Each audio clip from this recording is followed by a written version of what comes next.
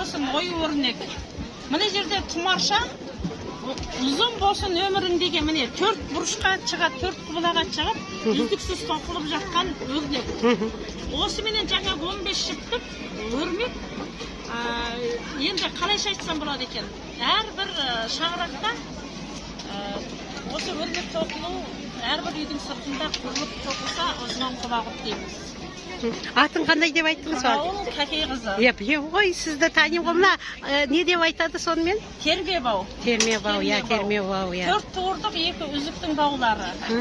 Енді міне терме алаша. Асы ойнағанда балалардың отыратыны. Көлеңке түсіріп тоқылу үшін міне трида дейді, тридасымен міне қоржын. Бұл жерде шарша үлкен кәдімгідей квадрат оюлардың бәрі түсіп тұр. Мынау да бас қор, машинамен жасалынған. Мынау қол қос киіз.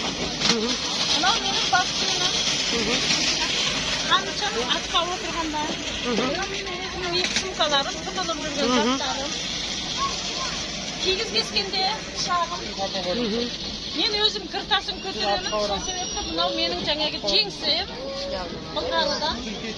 Кейін салатын, кейіннен салатын. Мынау жаңағы телефоныма, 2 сумкалар.